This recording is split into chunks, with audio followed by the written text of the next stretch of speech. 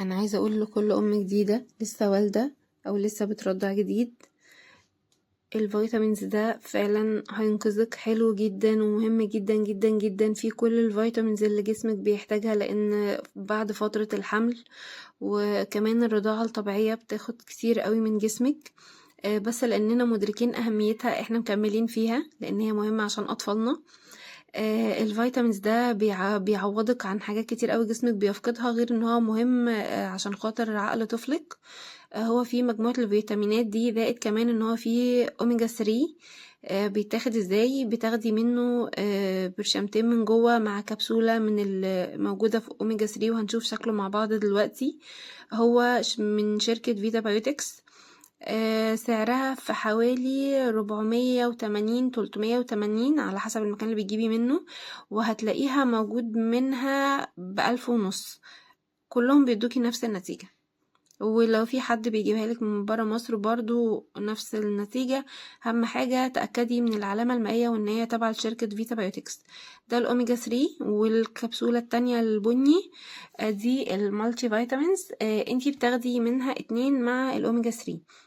عارفة بقى، يعني لو انتي بقالك فترة كبيرة بترضعي ووالدة بقالك اكتر من سنة، هاتيه برضو.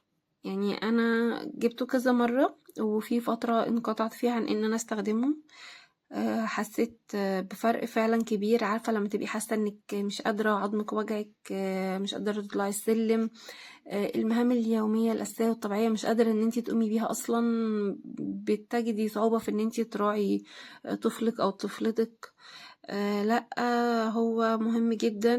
بيديكي طاقة حلوة، بيخليكي قادرة ان انتي تكملي، غير موضوع النسيان بعد الولادة والحمل. ده حلو جدا. هتلاقي التركيز عندك بدأ يرجع تاني، بتفتكري الحاجات اللي انتي كنتي ناسيها، لان بعد فترة من الرضاعة، يعني لو انتي في الاول مش هتحسي بكل ده لو انتي لسه والدة وبتتكلمي مثلا في اول كام شهر.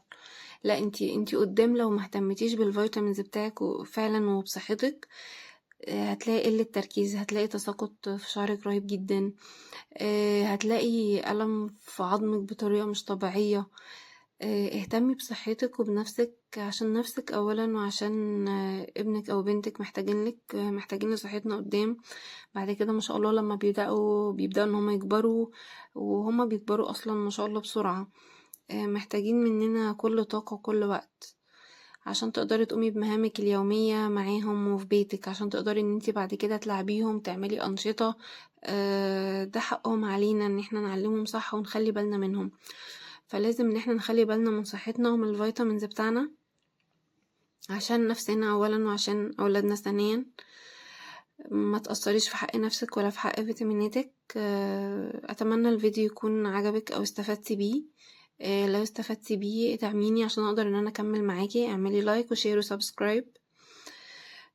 ولو عايزين موضوع معين نتكلم فيه او حاجة بعد كده هنضيفها معانا على القناة، حاجات عايزين ان احنا نجربها، سيبولي في الكومنتات، وان شاء الله هنجرب مع بعض كل حاجة جديدة الفترة الجاية. بس هرجع واقولك اهتمي بالفيتامينز، اهتمي بالفيتامينز، اهتمي بالفيتامينز، لان فعلا هتفرق معاكي كتير. وده بالذات البريجنا كير، هو اسمه بريجنا كير بريست فيدنج، مش مجرد حاجة مثلا بنعلن عنها. لا، ده تجربة شخصية وجربته كذا مرة، ولما بنقطع عنه فعلا بيفرق معايا. فسواء انتي لسه والدة جديد وبترضعي طبيعي، خدي بالك ان ده الرضاعة الطبيعية، عشان في نوع تاني مش الرضاعة الطبيعية. يعني ده مخصص ليكي من بعد الولادة، ولو هترضعي طبيعي. ولو انتي بقالك فترة، يعني مثلا البيبي بتاعك كبر بقى 6 شهور، سنة، سنة ونص، برضو خديه. يبقى هيفيدك جدا، والأهم من كل ده انه حلو جدا لتطور عقل الطفل. فهاتيه ومش هتندمي، وسيبيلي رأيك في الكومنتات. وخدي بالك من ان هو من انجلترا، ومش مش حاجة كوبي يعني، عشان في منه كوبي. ده اهو الشركة بتاعت فيتا بايوتكس، وتأكدي من العلامة المائية وكل التفاصيل بتاعته. اتمنى تكوني استفدتي بالفيديو.